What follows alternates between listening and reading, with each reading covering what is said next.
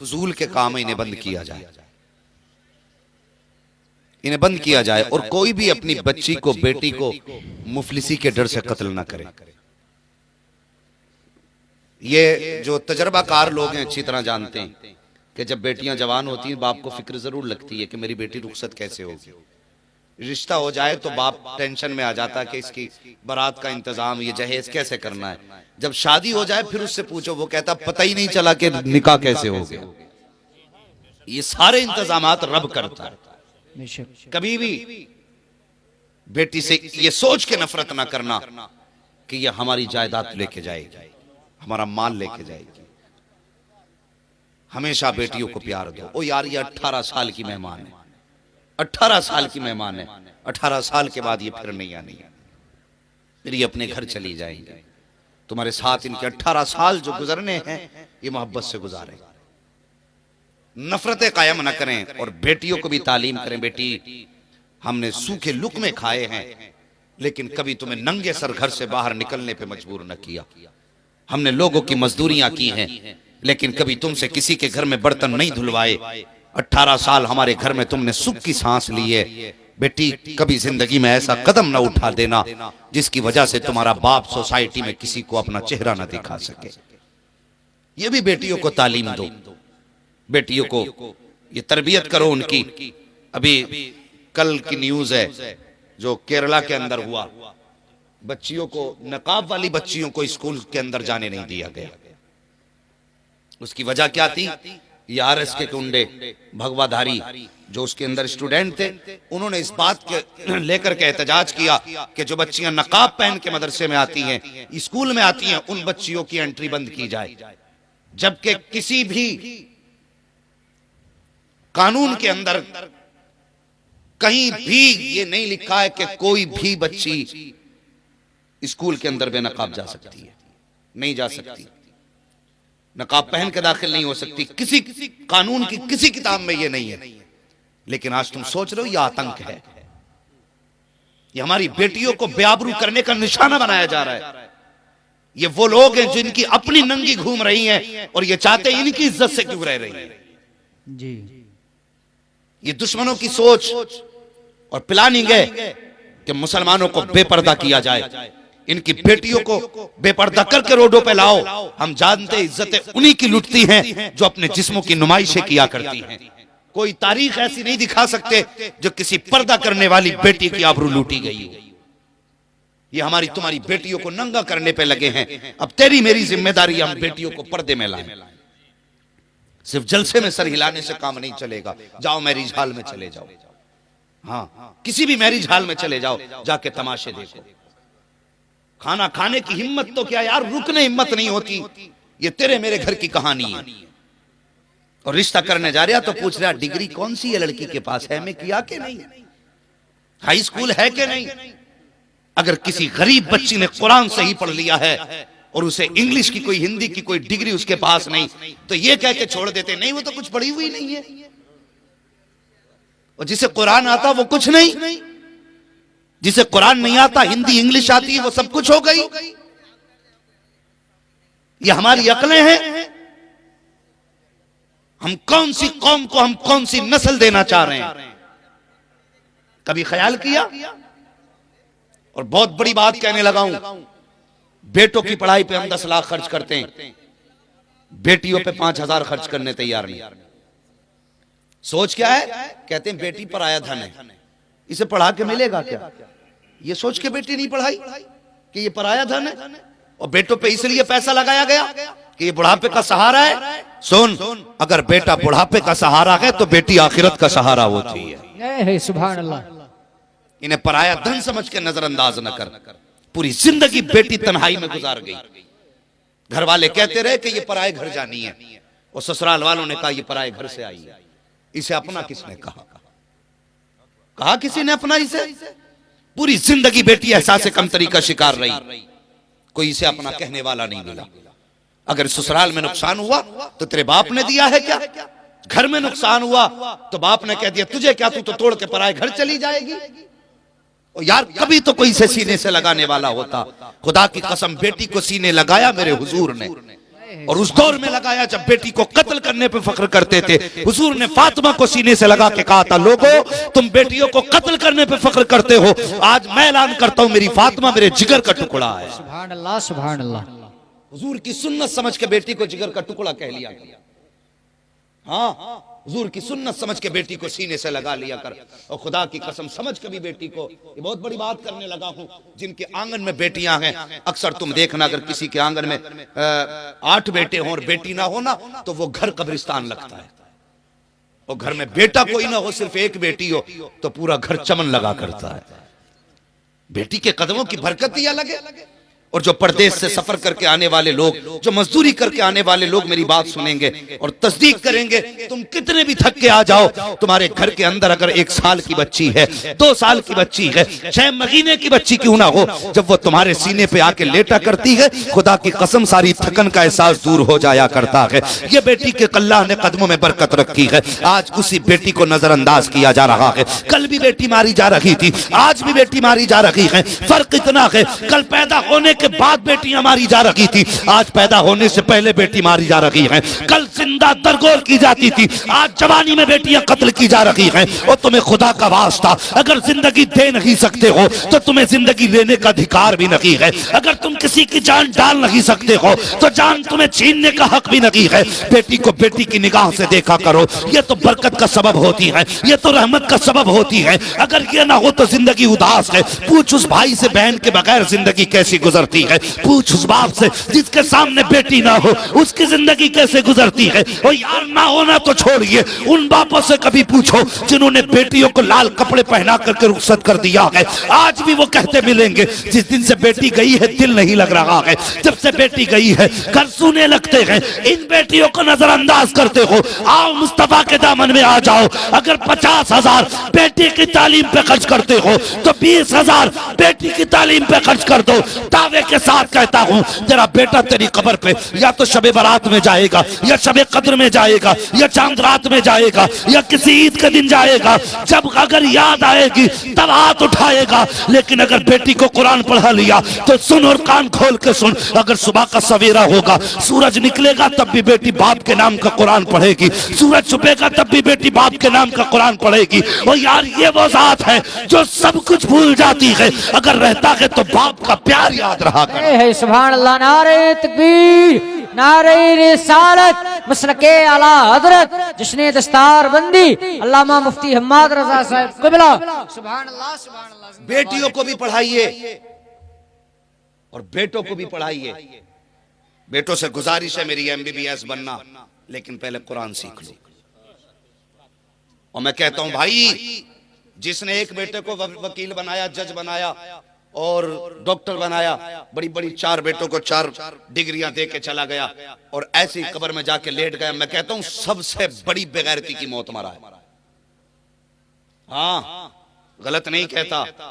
मिजाज देखो, डॉक्टर साहब बैठे हुए हैं, ये तस्दीक करें इस बात की, जो लोग ICU में पड़े होते उनकी मौत बड़ी मायूसी की होती है। अब तो मिजाज हो गया, सांसें बंद हो गई, फिर भी ICU में कोई लेके भाग रहे, मरे हुए को लेके जा रहे हैं, कोई जान डाल दे। ओ भाई मैं एक बात कहता हूं, अगर लगे ना कि ये बचने वाला नहीं है तो ICU में लेके ना जा, अपने घर में लेटा ले। खुदा की कसम, जो शिफा रब ने कुरान में रखी है ना, वो किसी इंजेक्शन में नहीं रखी है। हाँ, दवा भी कर सकते हैं आप, लेकिन मैं कहता हूं अगर तुम जिंदगी से मायूस हो तो MBBS के पास ICU में भर्ती ना करो। वरना सुनो, जिस चादर पे लेटा वो चादर नापाक, जिस बिस्तर पे लेटा वो बिस्तर नापाक, जो उसे कपड़े पहनाए गए वो कपड़े नापाक, जो दवाई उसे लगाई गई वो दवा नापाक, जितने कंपाउंडर और नर्सें वहां खड़ी हैं सब की सब नापाक हैं। बता तो सही, रहमत के फरिश्ते आएंगे तो कहां आएंगे? वो मरेगा तो सांसें कैसे निकलेंगी? उस वक्त देखो बंदा ICU में है, रिश्तेदारों के हालात देखो, कोई हाथ में जूस की थैली लटका के लेके जा रहा है और उसके मुंह पे ऑक्सीजन लगा है, कोई सेब लेके जा रहा है, कोई केले लेके जा रहा है। अब वो ICU में बेबसी की जिंदगी जी रहा है, आंख से आंसू बह रहे हैं। तुमने ICU वालों को देखा देखा होगा कि गर्दन तक नहीं हिला सकते, लेकिन आंख से आंसू बहते हैं। कभी सोचा ये क्यों रो रहा है, इसके आंख से आंसू की वजह क्या है, क्यों रोया, क्यों आंख से पानी आया? ये मर्ज की वजह से नहीं आया प्यारे, ये तेरे हाथ में जूस की थैली देख के रो दिया है, ये तेरे हाथ में सेब देख के रो दिया है, ये तेरे हाथ के फल देख के रो दिया है। इसलिए नहीं रोया कि मैं इन्हें खा नहीं सकता, इसलिए नहीं रोया कि मैं इन्हें पी नहीं सकता, ये इसलिए रोया है काश कोई इनमें से फल की जगह मेरे लिए कुरान की तिलावत लेके आ जाता, कोई इनमें से जूस की जगह सूरह यासीन का तोहफा लेके आ जाता, काश कोई इनमें से केलों की जगह मेरे लिए सूरह मुल्क लेके आ जाता। वो कहता है काश अगर ऐसा हो जाता, ये कुरान लेके आ जाते, अगर सुख से जी नहीं सकता था, कम से कम सुकून से इज्जत की मौत तो मर सकता था। सुभान अल्लाह, सुभान अल्लाह, जिंदाबाद जिंदाबाद। खुदारा अपने घर में कुरान का एक पौधा लगा लो, एक पौधा कुरान का लगा लो। ये कोई नर्सरी में पौधा नहीं मिलेगा। मौलवी साहब से पूछेंगे कुरान वाला पौधा कौन सा था? कुरान के पौधे से मुराद ये अपने कम से कम एक बेटे को कुरान का कारी बना लो, ताकि तुम बेबसी की मौत न मर सको, मायूसी की मौत न मर सको। जब तुम्हारी सांसें अटकने लगे तो कोई इमाम साहब को तलाश करने ना भागे, मोहल्ले के हाफिज को तलाश न करे।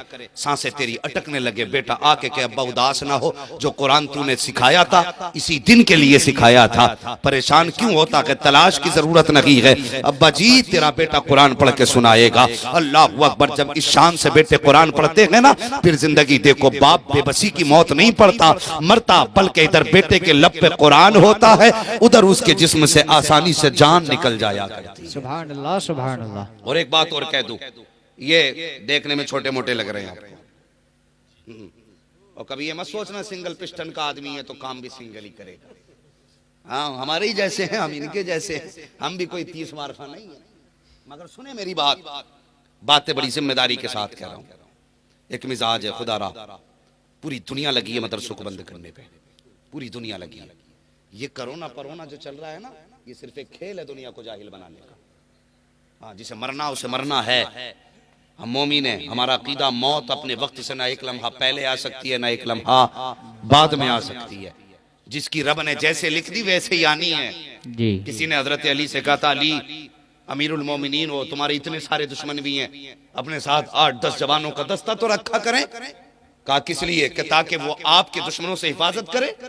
का दुश्मन घेर लेंगे तो क्या होगा? मार देंगे। कहा जी। फरमाने लगे जब तक वक्त नहीं आएगा अली की हिफाजत खुद अली की मौत करेगी। सुभान अल्लाह, सुभान अल्लाह। हाँ, जब तक वक्त नहीं आएगा मौत खुद हमारी हिफाजत करती है। जब वक्त आता है तो फिर बंदा 7 तालों में बंद हो जाए तो बचेगा? नहीं। बोलो बचेगा? नहीं बचेगा। गाड़ी लेने जाते हैं, कहते हैं एयरबैग कितने हैं इसमें? क्यों? कि गिरेगी तो मरेंगे ना। अच्छा, एयरबैग बचा लेंगे।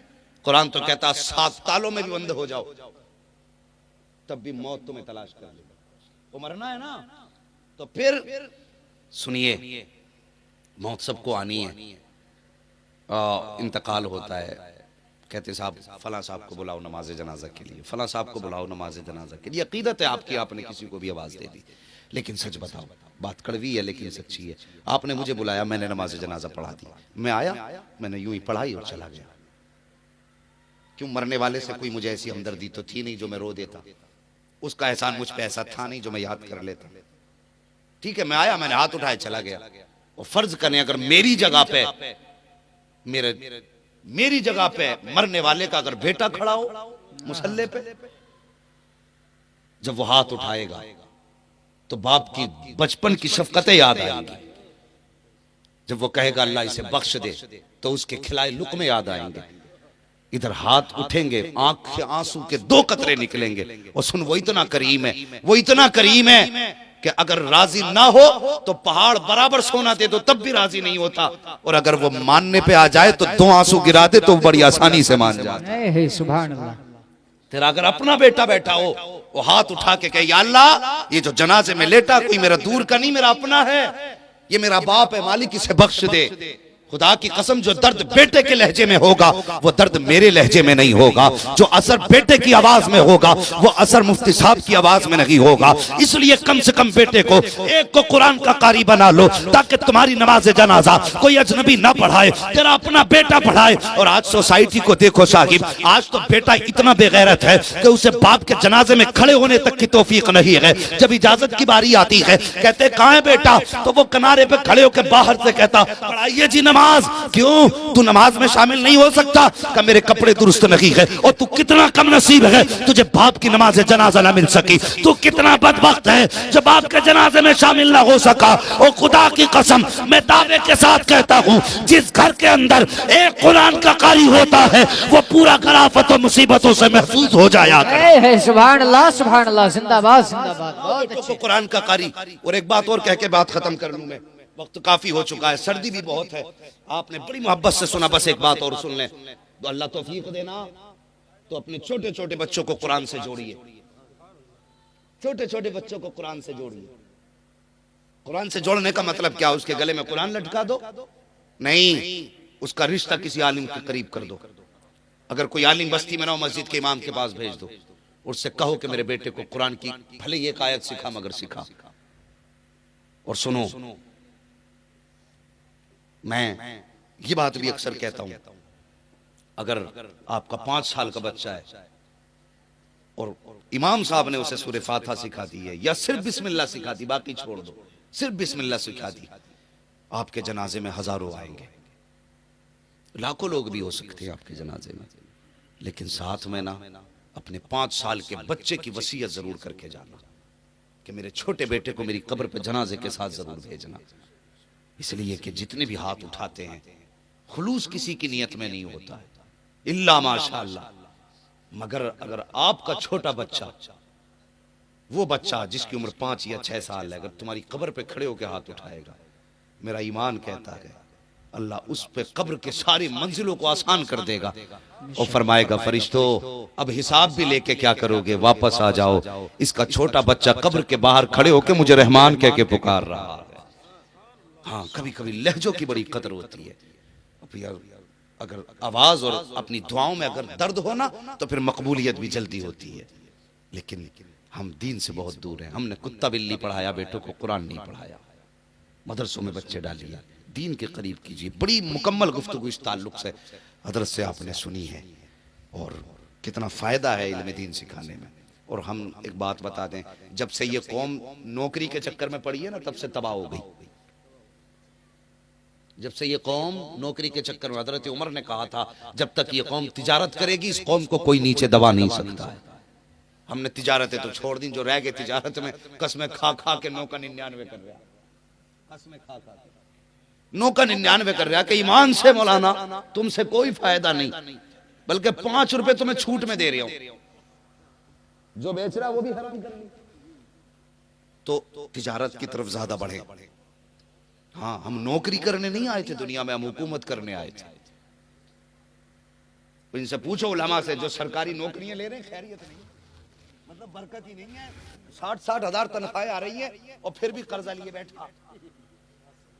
और प्राइवेट पढ़ाने वाले, मस्जिद के 5000 के इमाम, इनकी जिंदगी देखो, भले चटनी से खा सकते हैं, 5 रुपए का कर्जा सर पे नजर नहीं आएगा। अल्लाह ने ये बरकतें रखी हैं। तो हम यहाँ नौकरी करने नहीं आए थे, हम यहाँ हुकूमत करने आए थे। कोशिश करें तिजारत की तरफ ज्यादा बढ़ें और अपने आप को तिजारत की तरफ लेके जाएं। बिजनेस आप आगे करें, लेकिन धोखा दे के नहीं। अगर कोई 1 किलो ले रहा, 900 ग्राम नहीं तोलेंगे। बोलो इंशाअल्लाह नहीं तोलेंगे। इंशाअल्लाह। बोल नहीं रहे क्या बात? क्या 1 किलो में पूरा 1 किलो तोलेंगे? इंशाअल्लाह। बोलो इंशाअल्लाह। हाँ, और दुकान पे चले जाओ ना, अभी पीपल्स थाने में इतनी लाइटें जला गए, कपड़ा दी गई है तो पहले लाइटें जला रही। क्या मसला है भाई? पहले लाइटें जला रहा। अब गांव का आदमी बेचारा रेट देख के कपड़े की कदर जानता। अब तजर्बाकार लोग कहाँ के कपड़ा देख के रेट जाने? वो तजर्बाकार लोग थे जो छू के बताते थे ये इतने का होगा। अब रेट पूछ के कह रहा ना कितने का, ना 1100 का, ना अब अच्छा है। तो उन्होंने भी बल्ब लगा लिए खूब, बहुत से ले। अब तो कहां तक अच्छा ना बतागा, अब तो बता गई। और लिख दिया भैया हाजा मिन फजले रब्बी, बड़ा बड़ा लिख दिया। सब लूट खसोट चल रही है। खुदारा जायज लें। लॉकडाउन हुआ, कुछ लोगों की खसलतें सामने आई, क्या क्या हरकतें न की लोगों ने। इतनी हरकतें लोगों ने की कि रोक के रख लिया सामान कि अभी महंगाई बढ़ेगी तो बेचेंगे। हाँ, रोक के रख लिया तो बेचेंगे। ओ भाई, अल्लाह के बंदों पे रहम किया करो, रहम किया करो अल्लाह के बंदों पे। एक बात और बता दूं, मैयतें तो सभी के आगे पीछे हो रही है कि नहीं हो रही है? हो रही है नहीं? कोई ऐसा घर है तुम्हारे गांव में जिसमें से कभी जनाजा ही ना उठाओ? है? ये ना कहे कोई कहे मैंने अभी बनाया 6 महीने में कोई ना मरा अभी तक। 6 महीने पहले का घर पूछ लूंगा फिर। हर घर से कोई ना कोई जनाजा उठा है। हमारी कौम का हाल देखो, जैसी अब्बा मरे ये भागा पीपल्स खाने को, टोपी वालों की दुकान पे पेटी दे दो। क्या करेगा? अब्बा खत्म हो गए, क्या करेगा? मस्जिद में रखनी है जाके, हैं? लिख दिया अब्बा का नाम उस पे। क्यों लिख गया भाई? ताकि कोई पढ़े, इसका सवाब अब्बा को मिले। कभी मस्जिद में जाके देखो, इतनी पेटियां रखी हैं कि रखे रखे गल गई। आज भी पेटी लिए जा रहा, मुसल्ले की जगह कम पड़ गई, पेटियां भर गई। पेटी पेटी पेटी पेटी। कितने कुरान ऐसे हैं कि जिनको रखे रखे महीने गुजर गए, कोई खोलने वाला नहीं है। कितनी पेटियों को सालों साल गुजर गए, आज कोई खोलने वाला नहीं है। इस नियत से जाके रखी थी पेटी ताकि कोई पढ़ेगा, उसका सवाब अब्बा को मिलेगा। और भाई, अगर सवाब ही पहुंचाना चाहता है तो इसाले सवाब का सबसे आसान तरीका यह है कि अगर तेरे घर के अंदर कोई मैयत पड़ी है, बाप को दफन करके आ, सीधा मदरसे के मोहतमिम के पास आ और उससे आके पूछ, बता कुरान पढ़ने वाले कहाँ बैठ के पढ़ा करते हैं? जिस जगह बैठ कर ये पढ़ने वाले पढ़ा करते हैं उस जगह को अपनी आंखों से जाके देख। अगर पंखे का इंतजाम ना हो तो बाप के इसाले सवाब के लिए एक पंखा लगवा दे। अगर ये पानी नल का पीते हैं, गर्मी में फ्रिज का इंतजाम ना हो तो बाप के इसाले सवाब के लिए एक फ्रिज का इंतजाम कर दे। अगर तूने देखा बच्चों को जाकर के कि सर्दी के मौसम में ठंडे बिस्तर पे बैठ के पढ़ रहे हैं, बाप के इसाले सवाब के लिए गर्म गद्दा ला करके दे दे। किसी बच्चे को गर्म रजाई का इंतजाम कर दे। और तू ये समझता है कि कुरान की पेटी मस्जिद में पहुंचा दोगे, बाप की बख्शिश के लिए काफी होगा? सवाब तभी मिलेगा जब कोई पढ़ेगा।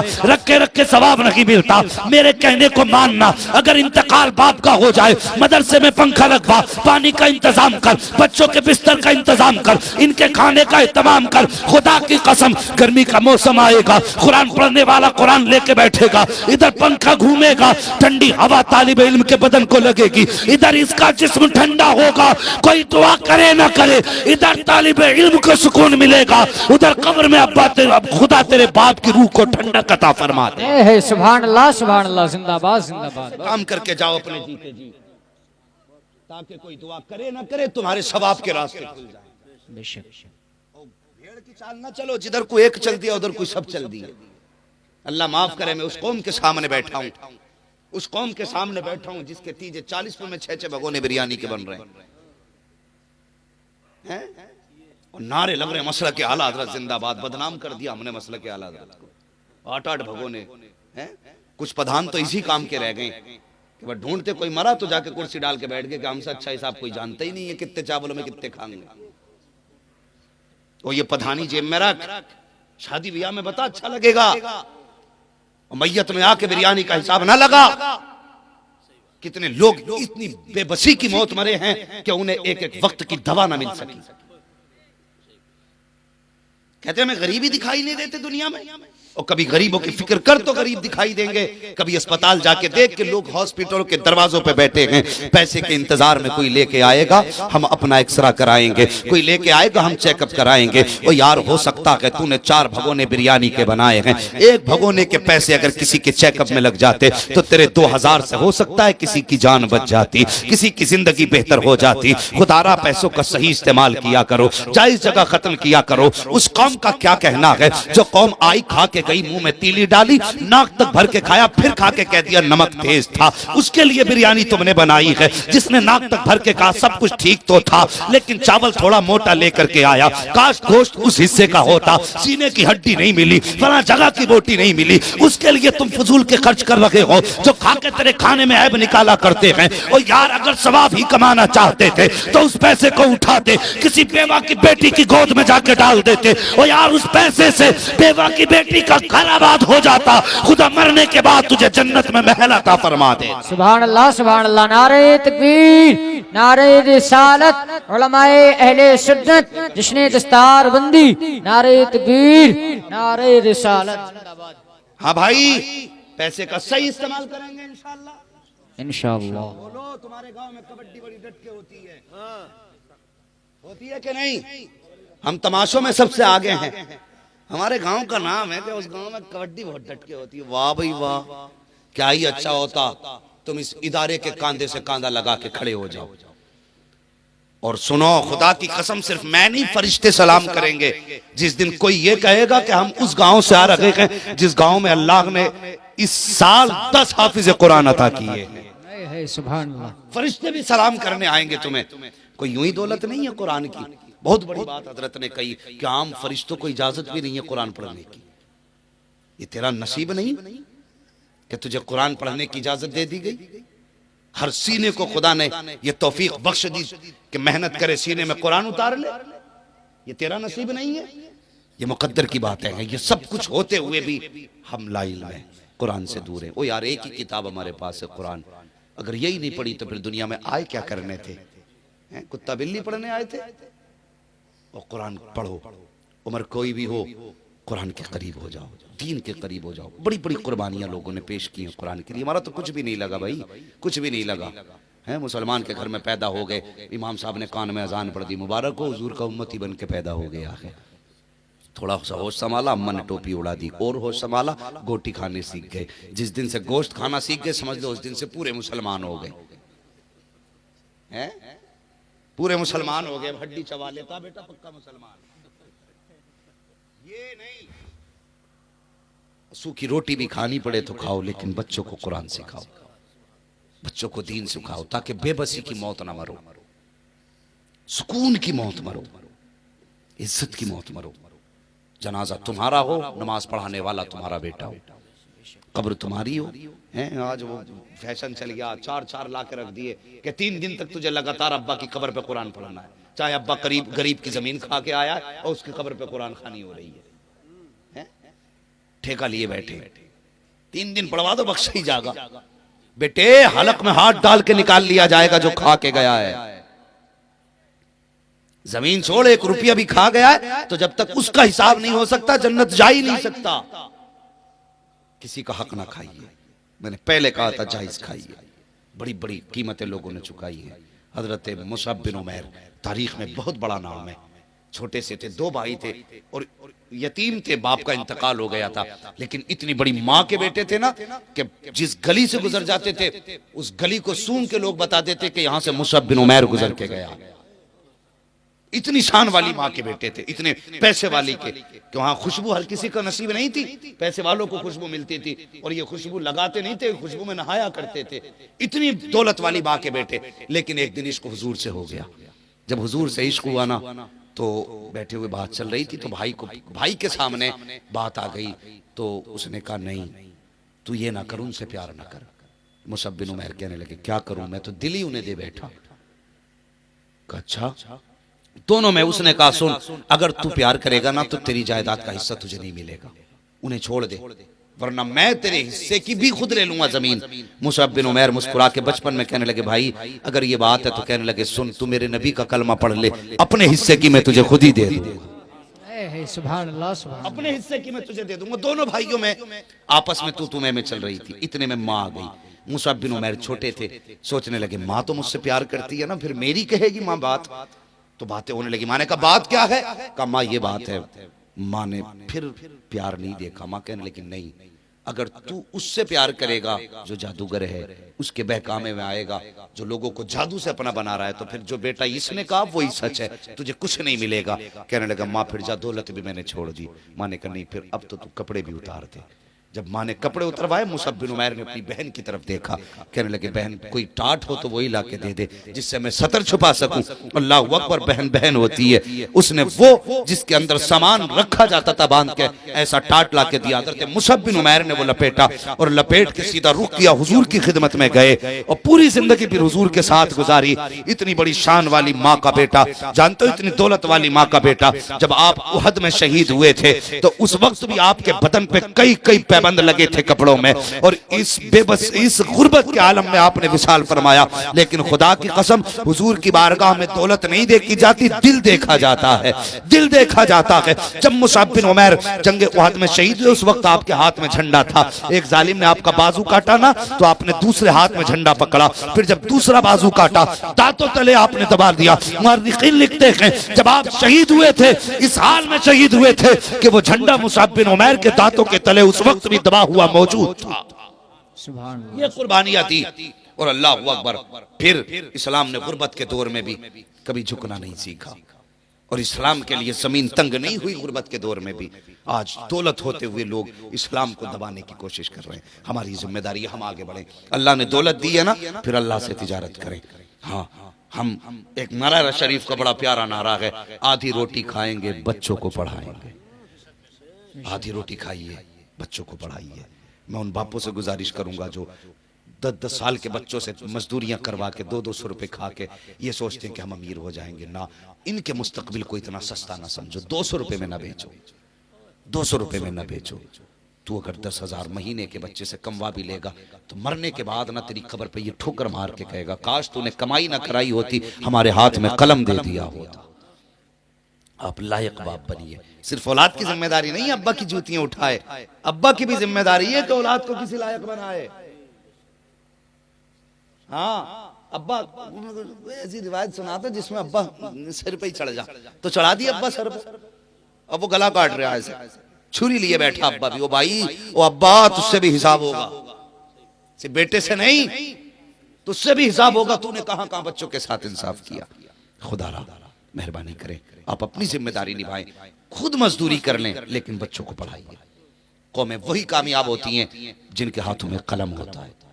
कभी पत्थरों से कोई कामयाब नहीं हुआ, हाथ में बंदूकें और लाठी लेने से कामयाब नहीं हुआ। आज जो तुम देख रहे हो ना दुनिया में माहौल, जो ये लाठी बंदूकें लेके खड़े, एक दिन ये खून के आंसू रोएंगे और इंशाअल्लाह हमारी कौम सबसे आगे नजर आएगी। लेकिन शर्त है हमें पढ़ना होगा। जो पैसे तमाशे, कबड्डी, कव्वालियों पे लुटाते हो, वो पैसे हमें तालीम पे लगाना। बोलो इंशाअल्लाह। बच्चों की तालीम पे वो पैसा लगाइए। अगर तुम्हारे गांव में कोई होनहार तालिब इल्म में बच्चा है, उसके पास पैसा नहीं है, तो गांव वाले चंदा करके उसे आगे बढ़ाएं, पढ़ाएं, उसके मुस्तकबिल को चमकाएं। अगर गांव का एक बंदा कलम वाला हो गया ना, कम से कम गांव की तो हिफाजत कर सकेगा वो। हर गांव में एक कलम वाला हो तो गांव की हिफाजत होगी, और जब हर घर में कलम वाला होगा, खुदा की कसम पूरी कौम की हिफाजत हो जाएगी। जरूरी है कलम हाथ में लें, आगे बढ़ें। ये मदारिस हमारे हमें आगे बढ़ाने की तलकीन देते हैं। और सुने, ये मत समझना मदरसे वाले इमामतों तक रहते हैं। पूछो मुफ्ती साहब कबिला से, मौलाना हुस्न आलम साहब कबिला से, इनसे पूछिए हमारे कितने साथी कुछ यूनिवर्सिटीज के अंदर जो है प्रोफेसर बने हुए, आज लेक्चरार हैं, पढ़ा रहे हैं वो। हाँ, हमारे कुछ साथी प्रोफेसर हैं, लेक्चरार हैं, वहां पे लेक्चर दे रहे हैं, पढ़ा रहे हैं, क्लास अटेंड कर रहे हैं, मदरसों के पढ़े हुए। ये मदरसे बच्चों को ना तो बुज़दिल बनाते हैं और ना ही नाकारा बनाते। जिसने मदरसे में 6 महीने रोटी खा ली ना, फिर भी उसका दिमाग किसी वकील से कम नहीं चलता है। ये उसकी रोटियों की बरकत है। और जिसकी जिंदगी मदरसे में गुजरी होगी, सोचो वो फिर कितनी तरक्की करने वाला होगा। बच्चों को पढ़ाएं, दीन के करीब करें, करेंगे इंशाअल्लाह। कुल हल यस्तविल्लज़ीना यअलमून वल्लज़ीना ला यअलमून। महबूब आप फरमा दीजिए कि जानने वाले और ना जानने वाले बराबर तो हो ही नहीं सकते। तो कभी भी किसी आलिम की बराबरी ना करें, किसी कुरान वाले को छोटा ना समझें। ये ना हमारा बोता तो मार दिया थप्पड़ हाफिज जी के, ना, तुझे पता नहीं बेटे, इसके सीने में वो दौलत है कि सारी दुनिया की दौलत एक पल्ले में रखो, और इसके सीने में जो पूरी दौलत है उसका एक टुकड़ा उठा के दूसरे पल्ले में रखो, तो दुनिया की सारी दौलत मिलकर के इसकी एक आयत का मुकाबला नहीं कर सकती। इज्जत करें, हाफिजों की इज्जत करें, उलमा की इज्जत करें। जैसा आपकी नीयत होगी अल्लाह वैसी बरकत अता फरमाएगा। और जिनका काम ही है ना मौलवियों में मीम मेख करना, अभी बैठा था जहां पे रिश्ते में गए थे ना, तो 4 लोग बातें कर रहे करे मौलवियों की चितवी अपनी पटवी अपनी, और बुड्ढे ही बुड्ढे थे। मैंने कहा भाई ज्यादा ही दिल जला दिखा है, मेरी तबीयत थोड़ी ऐसी थी, मैं लेटा था, उन्हें पता नहीं यहाँ कोई मौलवी लेटा है। तो बुड्ढे बुड्ढे कह रहे मौलवियों की चितवी अपनी पटवी अपनी है भाई। तो वो कह रहा हाँ सही कही। बोले एक बात मैं बताऊं, तो वो बता रहा, कह रहा बारिश होने लगी जलसे में, तो मौलाना कहने लगे कहाँ जा रहे हो अल्लाह की रहमत छोड़ के, ये रहमत है अल्लाह की। क्या मजदूर था बैठ गया, कहने लगा एक दिन बारिश हुई, मौलाना तेज जाल लगे उठ के, उसी मजदूर ने कह दिया तुम कहाँ जा रहे हो रहमत छोड़ के। तो कहने लगे मैं इसलिए जा रहा हूँ, नादान देखता नहीं अल्लाह की रहमत मेरे पैरों पे गिर रही है। तो कहने लगा मौलवियों की चित भी अपनी पट भी अपनी। नहीं भाई सुने, कभी किसी एक शख्स को लेकर के पूरी जमात को गाली न दे, और कभी ख्याल भी मत करना, ये सोचना भी मत। मैंने उनकी नस्लें तबाह देखी हैं जिसने इल्म और उलमा की मुखालफत की है। अगर चाहते हो दुनिया और आखिरत बेहतर हो तो कुरान वालों से प्यार करो, इल्म वालों से प्यार करो। खुदा की कसम दुनिया भी बेहतर होगी, आखिरत भी बेहतर हो जाएगी।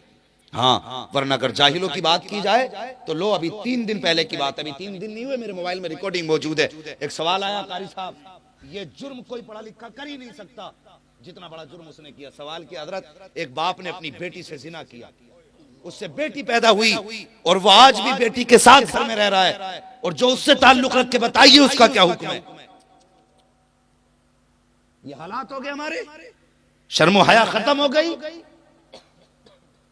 अगर एक शख्स को उठा के सबको ये कह दिया जाए तो बताओ फिर आपको तकलीफ होगी कि नहीं। हर आदमी कह देगा मौलाना गलत है, किसी एक की वजह सबको बुरा नहीं कहा जा सकता। ओ भाई घर में दीनी माहौल लाइए, दीन से जुड़िए, उलमा से प्यार कीजिए। अल्लाह ताला हम सबको इल्म और उलमा से प्यार करने की तौफीक अता फरमाए।